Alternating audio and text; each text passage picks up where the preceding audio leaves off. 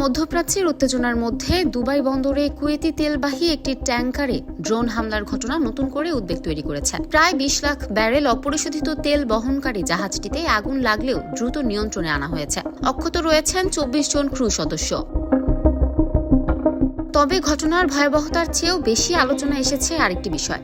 এ হামলার কোনো স্পষ্ট ভিডিও বা ছবি জনসম্মুখে আসেনি। স্মার্টফোনের যুগে এমন বড় ঘটনার ভিজুয়াল অনুপস্থিতি প্রশ্ন তুলেছে তথ্য নিয়ন্ত্রণ নিয়ে।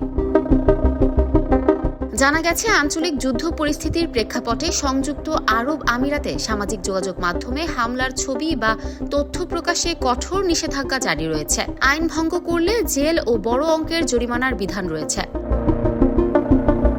সম্প্রতি দুবাইয়ের একটি আবাসিক ভবনে ড্রোন হামলার পর ছবি শেয়ার করায় কয়েকজনকে গ্রেপ্তার করার ঘটনাও সামনে এসেছে। মানবাধিকার সংস্থাগুলোর দাবি, নিরাপত্তার অজুহাতে তথ্য প্রবাহ সীমিত করা হচ্ছে।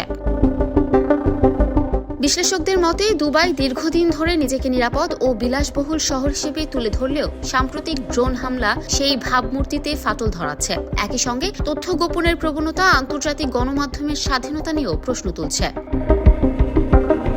নিরাপত্তা নিশ্চিতের পাশাপাশি তথ্যের স্বচ্ছতা বজায় রাখা, এই দুয়ের ভারসাম্য রক্ষায় যেন এখন দুবাই প্রশাসনের জন্য বড় চ্যালেঞ্জ হয়ে দাঁড়িয়েছে। ইফফাত আরা আইরিন, ক্যাম্পাস টাইমস।